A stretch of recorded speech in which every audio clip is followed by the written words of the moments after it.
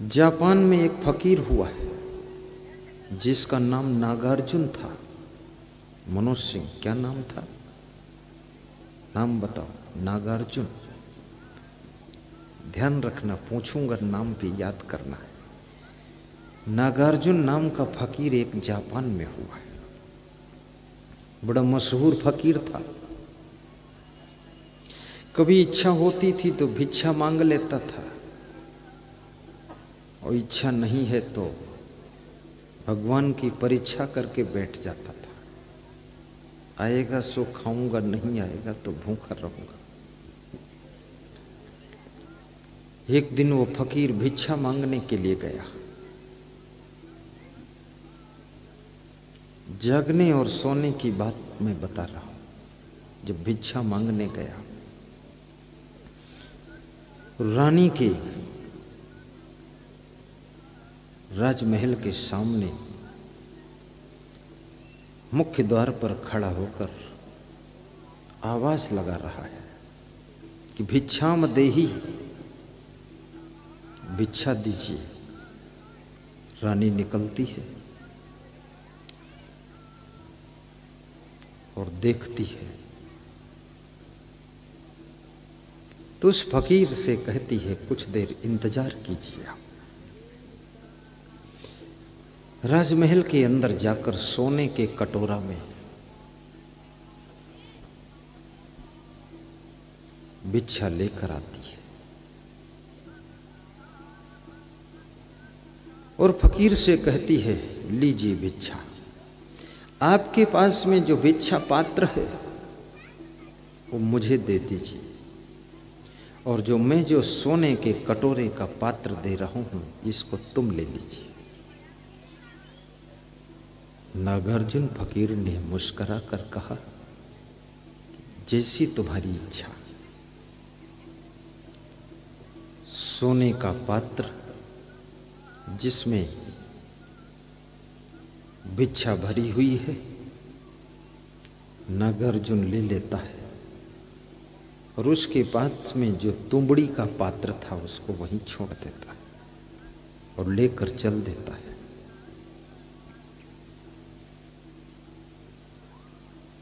रानी सोच में पड़ जाती है कि मैं इस फकीर की परीक्षा कर रही हूं, और परीक्षा इतनी महंगी हो गई कि सोने का पात्र चला गया मेरा।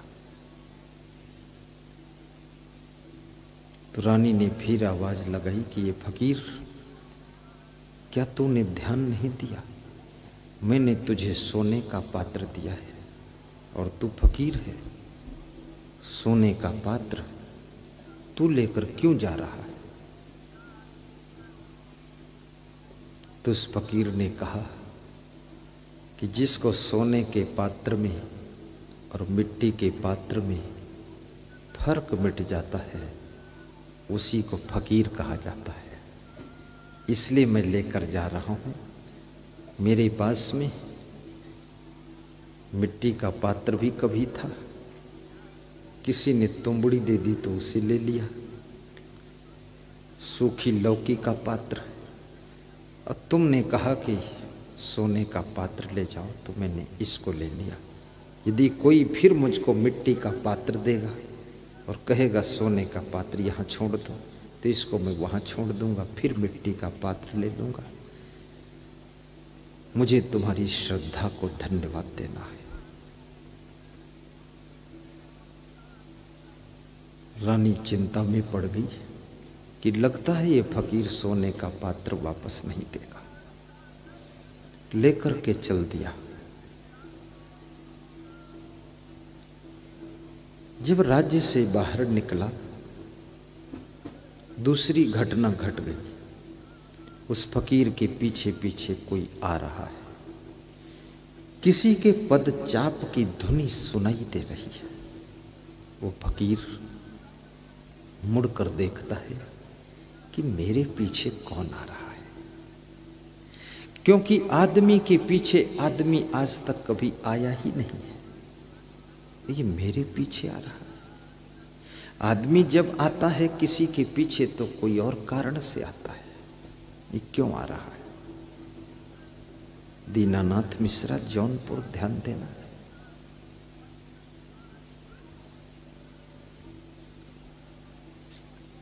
फकीर के समझ में आ गया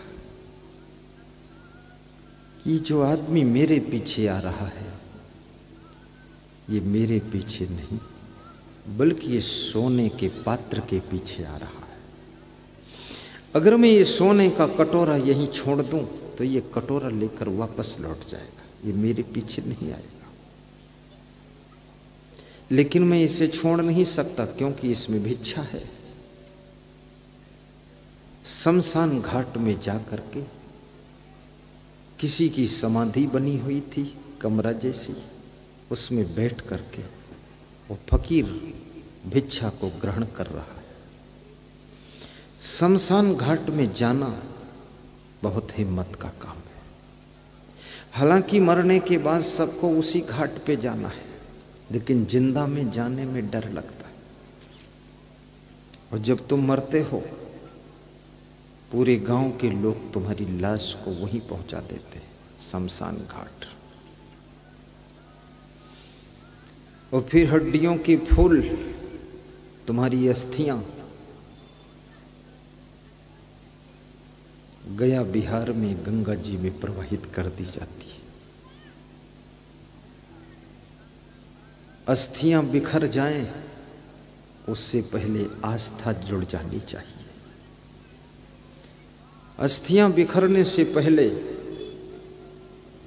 तुम्हारे अंदर आस्था का जन्म हो जाए। फकीर भिक्षा ग्रहण कर रहा है। चोर बाहर बैठा हुआ झरोखे से झांक रहा है कि जब ये फकीर सो जाएगा तो मैं इसका भिक्षा पात्र चुरा लूंगा।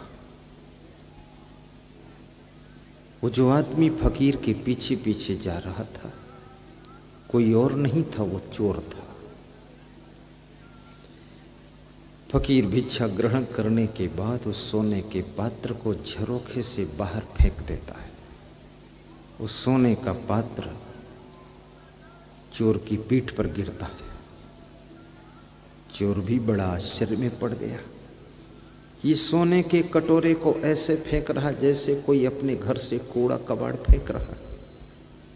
इसका मतलब इस आदमी के पास में सोने से भी ज्यादा कीमती कोई और चीज भी हो सकती है, अन्यथा ये इस तरह फेंक नहीं सकता था।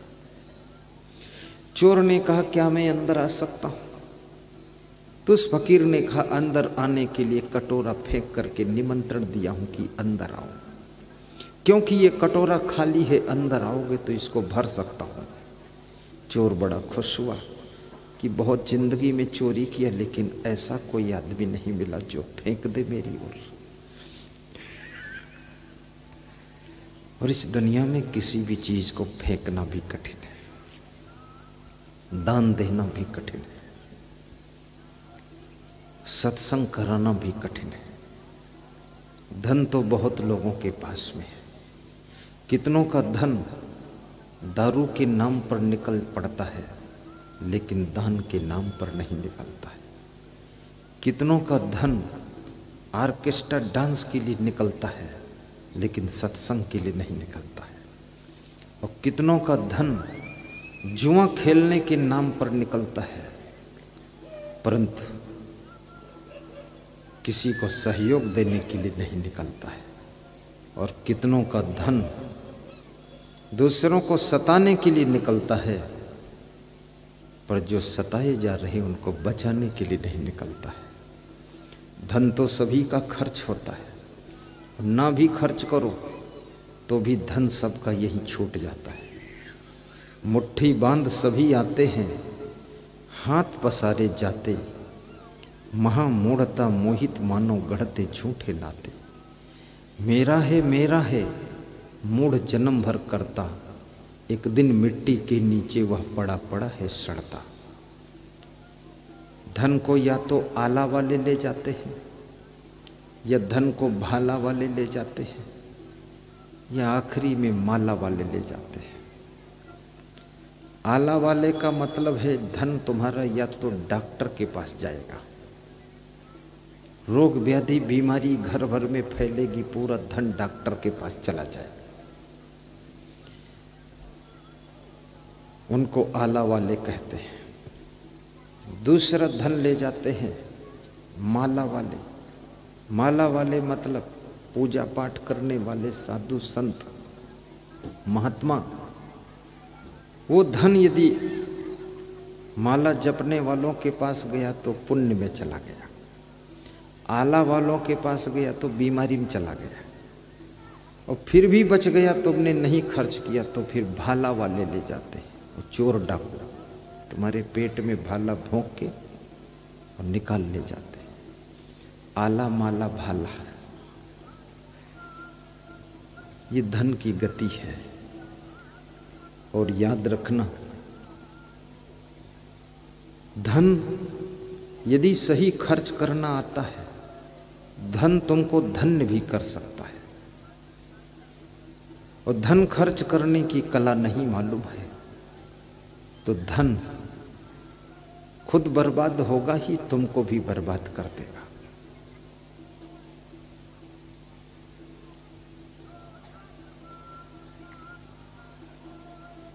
नाम अमर है उन लोगों का जो धन धर्म में लगाते हैं।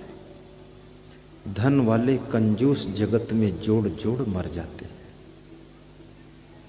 आज हमारे पास में एक बेटी आई थी, परिवार पूरा था, 4 डब्बा लड्डू के दिया। वही लड्डू था, नाम भूल गया, क्या नाम बोलते उसका, दरदरा टाइप का होता है। फिर जितने लोग आए सबको लड्डू बांटा मैंने। जो शेष बचा कर्मचारियों को दे दिया, 1 डब्बा साधुओं को दे दिया, 2 डब्बा बचा है। जो आएगा यहाँ उसको दे दूंगा खाने के लिए। लड्डू बट गया। खड़ी हो जाओ बेटी। देखिए उसकी भावना। पीली चादर जैसी मैं ओढ़ता हूँ, एक चादर दिया, एक गरम चादर दिया, 5 इनर दिया कि चेलों को भी इनर मिल जाए। छोटी सी नौकरी है, बड़ा सा दिल है, बैठ जाओ। ऐसे गुरु की सेवा में ऐसे भक्तों के लिए लड्डू ला कर दिया कि मेरा भी थोड़ा धन, जो पवित्र आत्माएं दिव्य आत्माएं आएंगी उनको लड्डू खिलाने में खर्च हो जाए तो मेरा धन कमाना भी सार्थक है और मेरा जीवन भी धन्य हो जाएगा।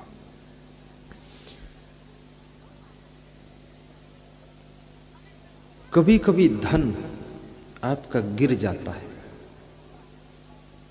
तो आपके मन में दुख होता है। 2 बातें हैं याद रखना, धन चोरी हो जाए तो दुख होता है, और उतना ही धन तुम खुशी से दान कर दो तो सुख होता है, मन खुशी होता है। नाम अमर है उन लोगों का जो धन धर्म में लगाते हैं। धन वाले कंजूस जगत में जोड़ जोड़ मर जाते हैं। मैंने सुना है एक सेठ जी के पड़ोस में एक मोची रहता था। मोची जूता सिलने वाला। सेठानी एक दिन छत पर घूमने गई तो पीछे झांक कर देखा तो देसी घी में हलवा मोची की पत्नी मोचिन तल रही है, बना रही है। हलवा की खुशबू आई। सेठानी को बड़ा गुस्सा आया। जात का मोची, गरीब मोची देसी घी में हलवा तल तल कर खाता है, और मेरा पति सेठ करोड़पति है और खिचड़ी के अलावा कुछ बनाने नहीं देता है। सेठानी छत से उतर कर आई, गुस्सा में अपने सेठ जी के ऊपर टूट पड़ी। सेठ जी को अचानक आश्चर्य हुआ कि सेठानी इस तरह कभी हमारे ऊपर नहीं टूटती थी, आज क्या हो गया? क्यों सेठानी, क्या बात है? बोले मैं छत पर गई थी, झांक कर देखी हूं जात का मोची देसी घी में हलवा तल तल कर खा रहा। तुम इतने बड़े सेठ हो, खिचड़ी खाते हो। मेरे घर में भी देसी घी में हलवा बनना चाहिए। सेठ ने कहा कि छत पर घूमने की जरूरत क्या, और छत पर जाओ तो पीछे झांकने की जरूरत क्या। सेठ को लगा इसका झांकना भी महंगा पड़ गया, इसलिए ज्यादा इधर उधर झांकना भी नहीं चाहिए, और दूसरे के घरों में तो बिल्कुल नहीं झांकना चाहिए। किसके घर में क्या क्या हो रहा है तुम झांकोगे तुम्हारा दिमाग खराब हो जाएगा। इसलिए बुद्धिमान लोग जो होते ना, कहीं झांकते वांकते नहीं। लेकिन मनुष्य का चंचल मन झांकना भी चाहता है, इसलिए आजकल मकान बनते हैं तो मकानों में बालकनी बनती है। वो बालकनी इसलिए बनती कि वहां खड़े होकर झांकते रहो। तो बालकनी में खड़ी होकर महिलाएं झांकती रहती है, कितने पुरुष लोग भी झांकते रहते हैं। जब महिलाएं घूंघट काढ़ती थी पहले, तो ये घूंघट उठाकर झांक लेती थी।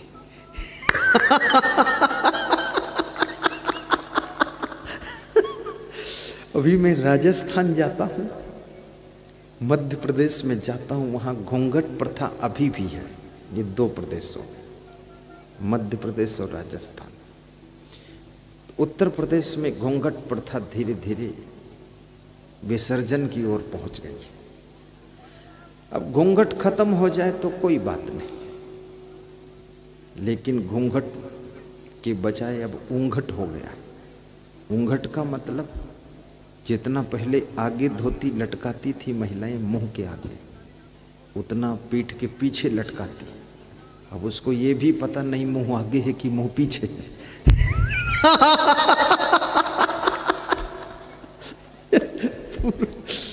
घूंघट का ऊंघट कर दिया और सब संसार चौपट हो गया।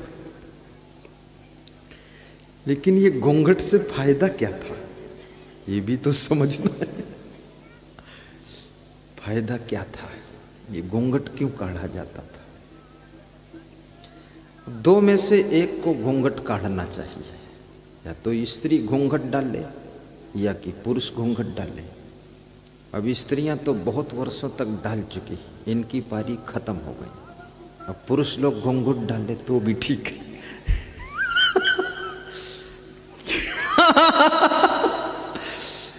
बहुत लोग कल से मालिक राम की दुकान से घूंघट खरीदेंगे, फिर एक एक दुपट्टा डाल के बैठो। घूंघट का अर्थ क्या था? घूंघट क्यों डालते थे? क्योंकि नर नारी एक दूसरे के चेहरे को स्पष्ट रूप से देख न सके। तो क्यों ना देख सके, देखने में क्या बुराई है? क्योंकि चेहरे को देख करके एक दूसरे की ओर आकर्षित होते हैं। तो जब बीच में कपड़े का पर्दा हो जाएगा और देख ही नहीं पाएंगे तो आकर्षित कैसे होंगे? तो आकर्षण को कम करने के लिए घूंघट की व्यवस्था थी, पर्दा प्रथा थी। परंतु धीरे धीरे देश विकास की ओर है, विश्व विकास की ओर है, संस्कृति विकृति की ओर है, विज्ञान अज्ञान की ओर है, और तर्क वितर्क कुतर्क डेवलपमेंट ज्यादा हुआ है, तो सब घूंघट खत्म हो गया। तो मैं जब राजस्थान जाता हूँ, वहाँ अब भी घूंघट चलता है राजस्थान में। जब क्या मैं साल में 2 बार जाता हूँ और 2 महीना रहता हूँ राजस्थान में। मध्य प्रदेश में भी 1.5 महीना रहता हूँ। वहाँ घूंघट प्रथा अभी भी है, लेकिन मैं कहूँगा घूंघट हट गया, अब उसको लाना मुश्किल है।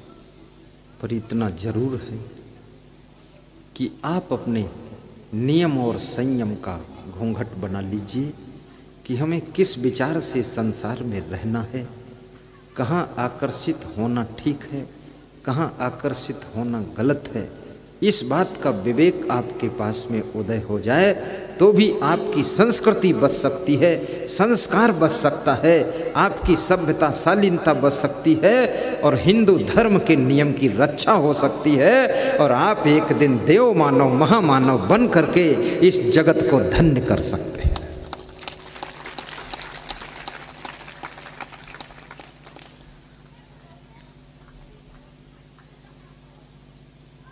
कौन सी कहानी सुना रहा था मैं? वो मोची वाली कहानी थी।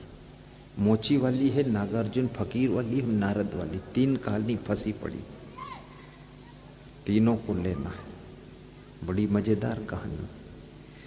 तो सेठ ने जो उत्तर दिया वो सुनने जैसा उत्तर है। कुछ लोग ऐसा उत्तर देते हैं ना, वो सुनने जैसा उत्तर होता। ये बच्चों को कौन शांत करेगा? ढूंढो जयेशदास और गुप्ता जी को। ये बच्चे शोरगुल मचाते। 1-2 आदमी गांव के लोग भी ड्यूटी करें, क्योंकि ये भी कम नहीं है बच्चे। वो जो झालर लटक रही उसको घूंघट बनाकर ओढ़ते हो। मजेदारी करते रहते हैं, झालर में उलझे रहते हैं। ध्यान देना। सेठ ने जो उत्तर दिया, क्या कहा कि सेठानी ज्ञान पैदा करो। घाटी से उतरने के बाद सब माटी हो जाता है।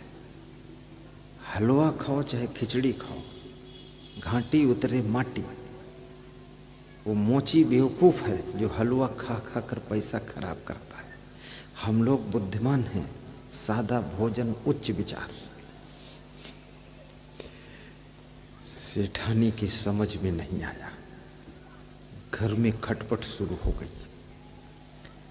याद रखना, कभी स्त्री का मन हो हलवा खाने का तो पुरुष को छूट दे देना चाहिए कि हलवा खा लीजिए, क्योंकि हलवा में 200 रुपये खर्च होंगे और घर में जो अशांति पैदा हो जाएगी वो 2000 से भी वापस नहीं आएगी। इसलिए हलवा खा लेने दो और शांति बनी रहने दो।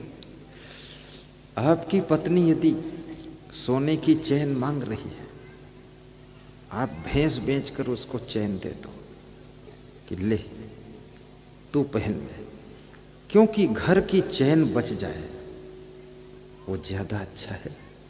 सोने की चैन पहन लो, अन्यथा सोने की चैन के चक्कर में पूरे घर में सब बेचैन हो जाएंगे। और मैं ये भी कहूँगा, हाथों की शोभा कंगन पहनने से नहीं होती, सेवा करने से, दान करने से हाथों की शोभा होती। दानेन पाणी न तो कंकड़ेन। शरीर की शुद्धि चंदन लगाने से नहीं होती है, स्नान करने से होती है। मेहमान को तृप्ति भोजन से नहीं होती, सम्मान से होती है। और आत्मा की मुक्ति श्रृंगार से नहीं होती, ज्ञान से होती है। इसलिए याद रखना, ज्ञान प्राप्त कीजिए, इससे मुक्ति होगी। नहीं ज्ञानेन सदृशम विद्यते पवित्रम ही विद्यते। ज्ञान के समान मनुष्य को पवित्र करने वाला और कोई नहीं है। ज्ञान प्राप्त कहाँ से होगा, बाद को बताऊंगा, लंबा बहुत हो जाएगा। इतना ही समेटना कठिन है जितना चालू हुआ, क्योंकि प्रसंग बहुत बड़ा है, श्रद्धालु भी ज़्यादा है। कल से महिलाएं दुगनी है, कल से पुरुष 1.5 गुने।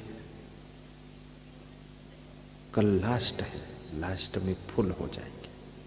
3 दिन का समागम जहाँ होता है वहाँ लोग गणित बिठा कर आते हैं, कहते हैं पहले दिन स्टार्ट में चला जाएगा और दूसरे दिन जमेगा और तीसरे दिन आनंद आएगा। तो कुछ ज़्यादा खिलाड़ी वह तीसरे दिन आते हैं, पूरा आनंद लेकर चले जाते हैं।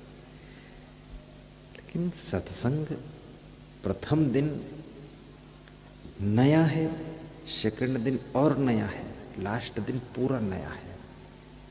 सत्संग तो बिलक बिलक प्रसंगों पर होता है। साहिब बंदगी कहो, जय सिया राम कहो, जय श्री कृष्ण भी बोलो, जय हनुमान बोलो। कुछ लोग तो कहते हैं जय बेईमान, पीछे वाले कुछ बोलते ही नहीं, किसी की जय वे नहीं बोलना है, संकल्प लिया है।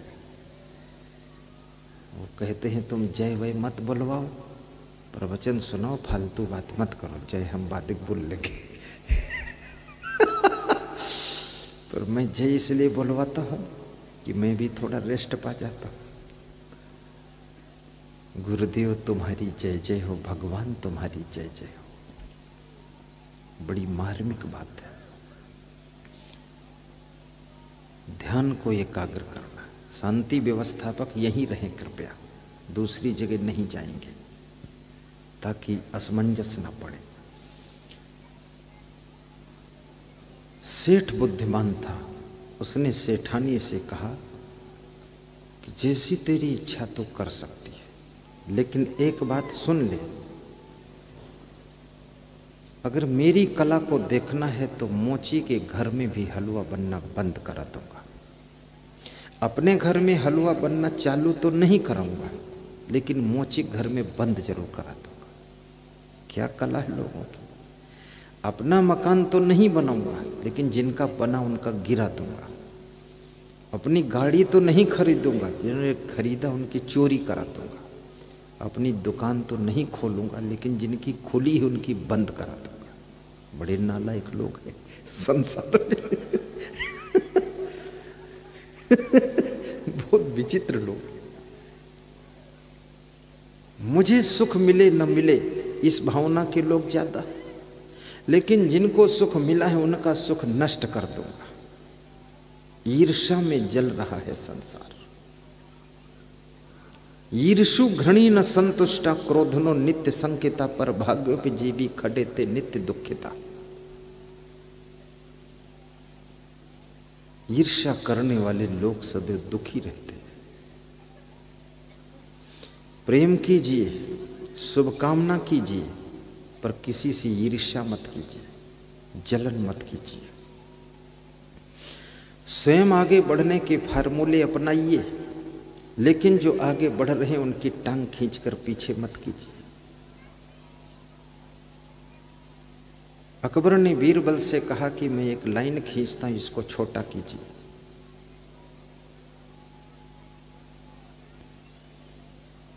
बीरबल उठकर खड़े हुए, उस लाइन के ऊपर बड़ी लाइन खींच दिया। कहा कि तुम्हारी लाइन छोटी हो गई। दूसरे मंत्री उठकर खड़े होते थे तो उस लाइन को बिगाड़ के छोटी करते थे।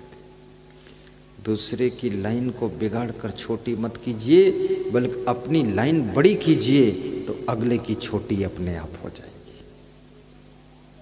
खुद की उन्नति कीजिए। सर्वे भवन्तु सुखिनः, सर्वे सन्तु निरामया। सभी सुखी हों, सभी निरोगी हों। सर्वे भद्राणि पश्यन्तु मा कश्चित् दुख भाग भवेत्। आत्मवत् सर्वभूतेषु यः पश्यति सः पंडितः, मातृवत परदारेषु परद्रव्येषु लोष्ठवत्। जो अपनी पत्नी के अलावा समस्त नारियों में माँ का दर्शन करता है, दूसरे के धन में मिट्टी के ढेले का दर्शन करता है, अर्थात किसी के धन में लोभ नहीं आता है। जो अपनी आत्मा के समान समस्त आत्माओं को देखता है, वह व्यक्ति पंडित कहलाता है, वही व्यक्ति ज्ञानी कहलाता है, और वह व्यक्ति हमेशा यश प्राप्त करता है। ऐसी भावना होनी चाहिए।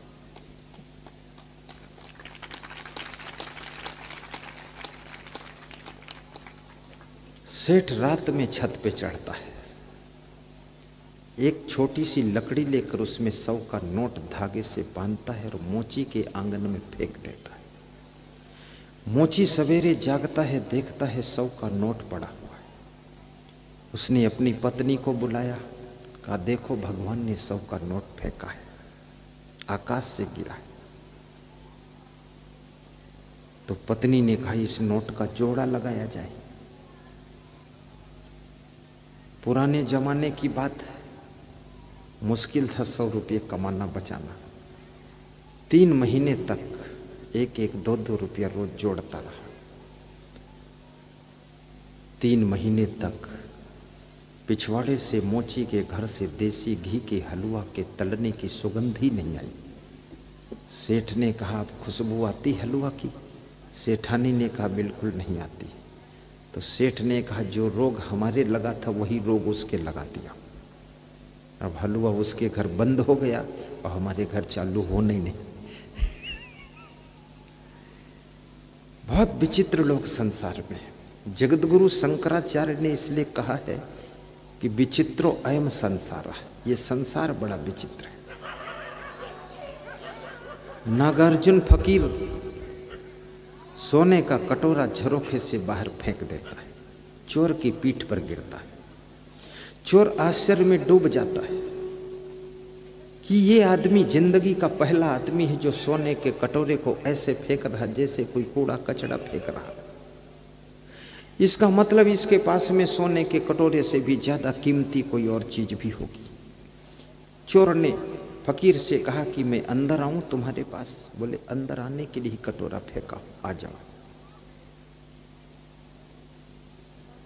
मैं तुमको कुछ ज्ञान भी दे दूं। जब चोर को ज्ञान देना शुरू किया, उस फकीर ने, उस साधु ने, चोर ने कहा, थोड़ा रुक जाओ, मैं बहुत साधुओं के पास गया, बहुत फकीरों के पास जा चुका हूं, वो ज्ञान के नाम पर यही सिखाते चोरी मत करो। तो आपको मैं पहले ही बता देना चाहता हूं कि चोरी के बारे में कुछ मत कहना, बाकी ज्ञान दे दो जो देना हो। वो फकीर भी सोचने लग गया कि जो बीमारी है उसका इंजेक्शन ही नहीं लगाने दे रहा, अब दूसरे इंजेक्शन लगाने से कोई फायदा भी नहीं। लेकिन फकीर बहुत विवेकवान था। नागार्जुन फकीर ने कहा, चोरी करो, लेकिन होश में चोरी करो, जाग कर चोरी करो, विवेक में चोरी करो। जब चोरी करो उस समय तुम्हें होश रहना चाहिए कि मैं चोर हूं, मैं चोरी कर रहा हूं। इतना होश रहे और चोरी करो। तो मैं ये नहीं कहता चोरी ना करो, लेकिन बेहोश होकर चोरी मत करो, होश में चोरी करो। चोरी करते समय भी तुमको ज्ञान रहना चाहिए कि मैं चोरी कर रहा हूं और मैं चोर हूं। बस इतना ही ज्ञान देता हूं, और कोई समस्या आए तो मैं 3 दिन यही रुका हूं, आ जाना। चोर वहां से लौटा, एक सेठ के घर में घुसा, तिजोरी खोला, नोटों की गड्डियां पकड़ा। उसे होश आ गया कि मैं चोर हूं, चोरी कर रहा हूं, चोरी करना पाप। नोटों की गड्डियां छोड़ दी, हाथ खाली बाहर निकाल लिया, वापस घर लौट गया। सवेरा होते ही शमशान घाट पहुंचा उस नागार्जुन फकीर के पास में और बोला कि तुम सीधे क्यों नहीं कहते हो कि चोरी मत करो? तुम कहते हो होश में चोरी करो, होश आता तो चोरी नहीं हो पाती। विवेक पैदा होता तो चोरी कैसे हो सकती? सीधे कहो। बोले, सीधे उनसे कहा जाता जो सीधे लोग होते, तुम जैसे